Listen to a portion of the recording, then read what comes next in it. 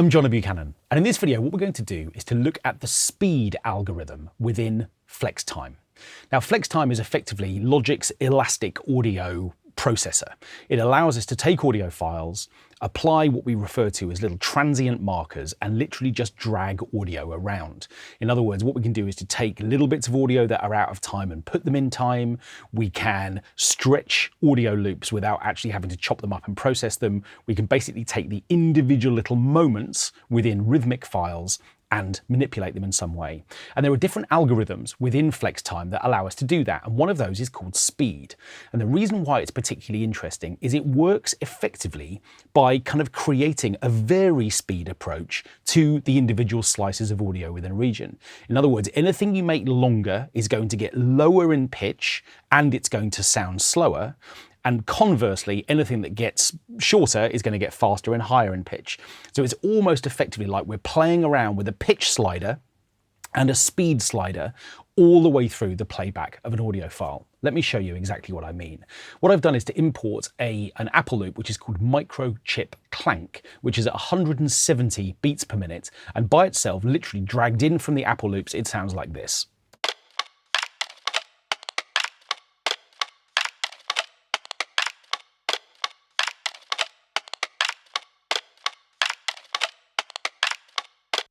Now, I really like little percussion loops like this that are a little bit fiddly and a little bit wonky and full of little moments. And I think there's potentially quite an interesting little track to be made specifically from just this particular audio region.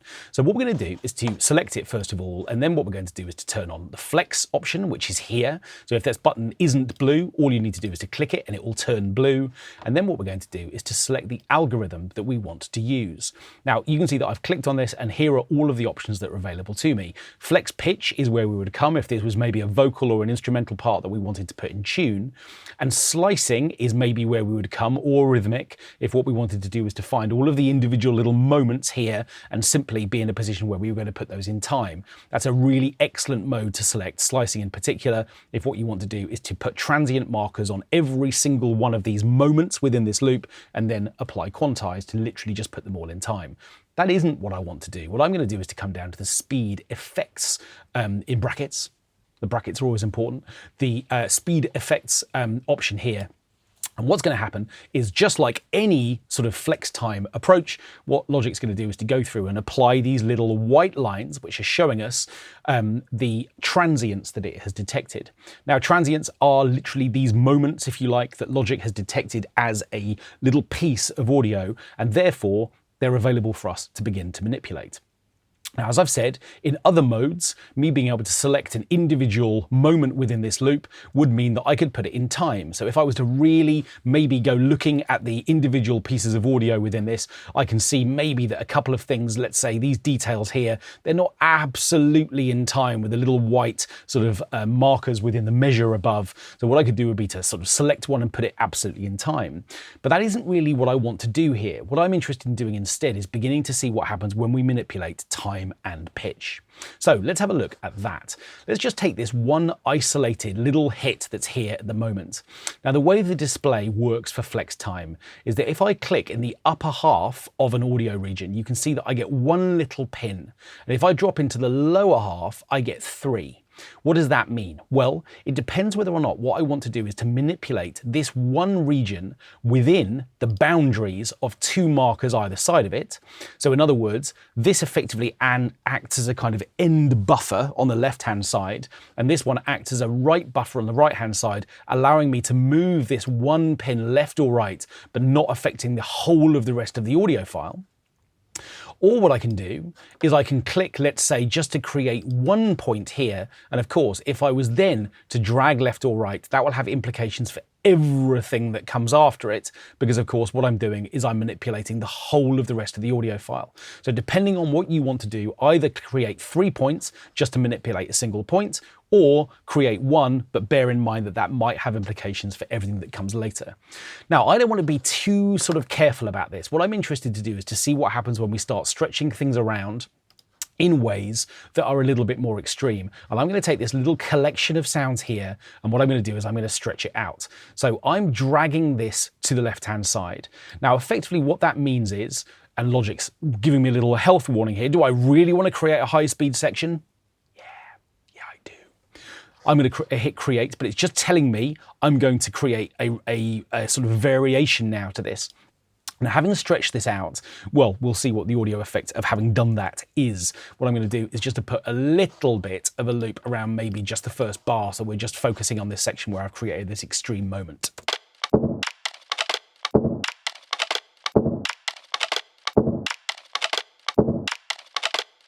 Sure enough, its pitch has massively dropped. It's gone down miles from where it was because, of course, I've made it longer. So if I was to vary that again, come back to this point and drag it a little bit further to the right-hand side, it's still going to be longer than it was before, but it's not going to be as low in pitch.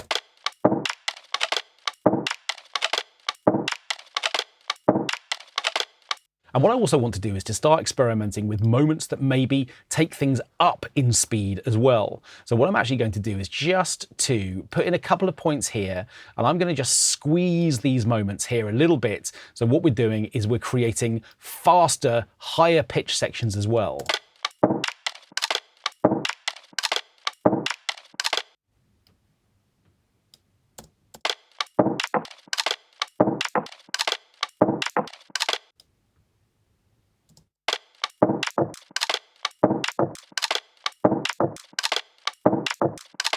Okay, so that's bar one. What I'm going to do now is just go through all 4 bars, creating a few points here and there, just to begin to vary this pattern a little bit and create something that's just changing from one bar to the next. You can hear every once in a while, as it's calculating, the audio playback will stop, and if I just press stop and press play again, we're back in. So if that happens a couple of times, that's what I'll do.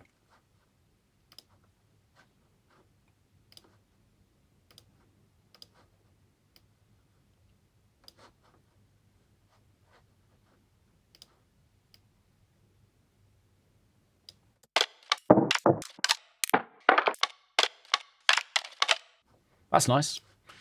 Let's just move a few more of these around as well. Let's go the other way this time. You can see that as I move audio through, every once in a while I've got an opportunity almost to kind of push one slice of audio through some others that are coming afterwards.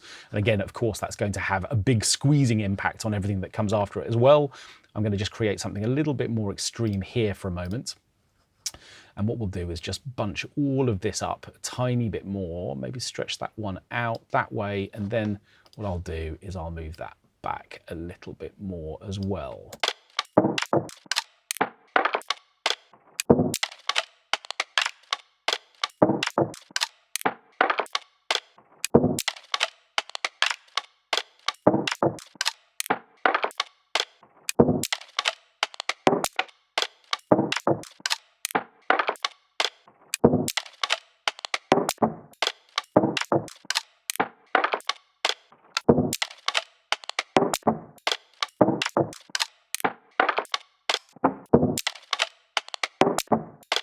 Now, if I want to, I've still the opportunity to quantize this audio as well. So having basically dragged these things around, if as a result of my transient markers taking individual slices of audio and maybe getting them a little bit out of time, the option is still available to me to quantize. Now, if I select 1/16, I've got some little moments here which are a bit quicker than that, but it'll be quite interesting to see what it does with a sort of 16th note slicing process.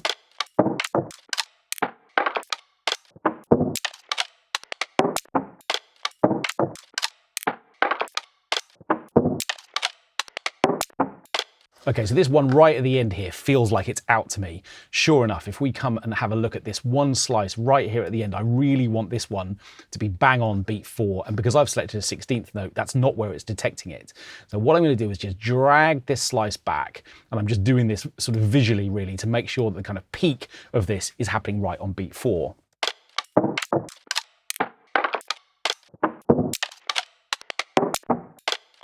Okay, that's feeling really good to me. Now, of course, the other thing about having sliced up audio like this is that at the moment we're working at 170 beats per minute. So if I was to take the tempo down really significantly, then of course this is also going to have implications for pitch and sort of the speed of playback as well, because we're now radically changing the tempo. Now, what I really like about sounds like this is what happens when we start mixing them with other things. When you first listen to a loop like this, you wouldn't immediately think, okay, well, you know what, there's a kind kind of track in here all of its own, but I think there might be. One thing I want to do is to definitely put it alongside something else. But before we do that, what I'm also going to do is to just slightly take into consideration that the way that this sound sounds at the moment, the original loop, is actually quite roomy. It's got a kind of roomy kind of ambience to it, and I want it to be really sharp in terms of the way that it sounds. So just before I put it against something else, what I'm going to do is to noise gate it. I'm going to come and find the noise gate, which is going to be in the dynamics folder. And what I'm hoping to do is to let through the transients, but to kind of shut the noise down that surrounds them. Let's just have a listen to it.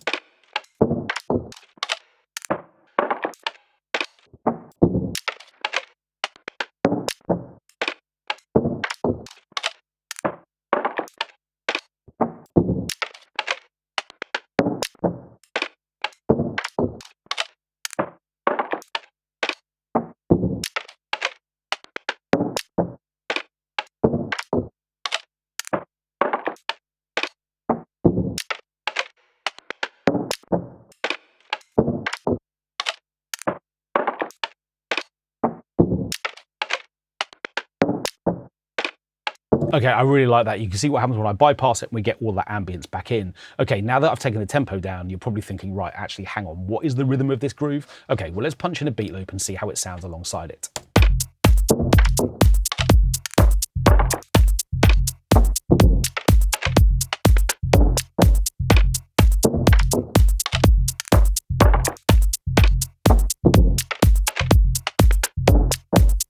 Okay, so there are definitely a couple of moments. Sounds good though, doesn't it?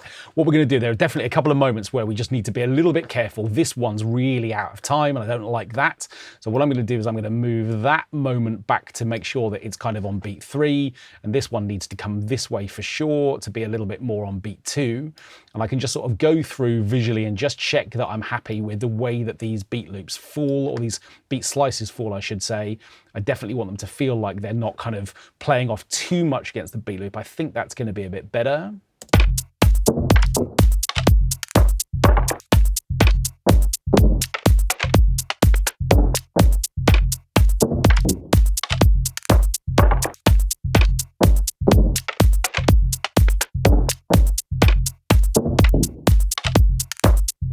Okay, so I've created a little moment there that I don't like as much. I'm just going to undo that stage. I would like this one to feel a little bit more in time.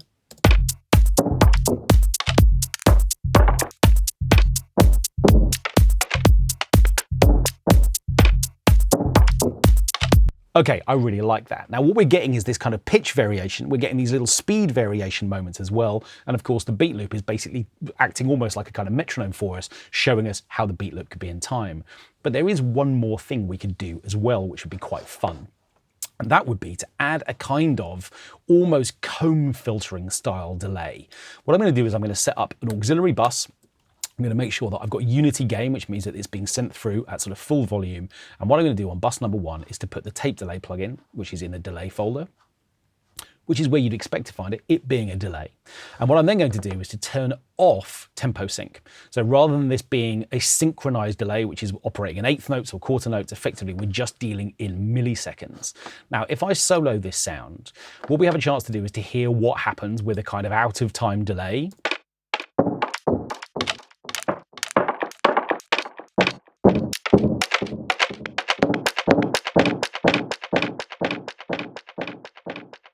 Okay, so those are the repeats, and because this is an auxiliary bus, I can turn the output level up to 100% wet, because of course this is just coming from an auxiliary. So what's the benefit of this? Well, what I want to be able to do is to vary the delay time.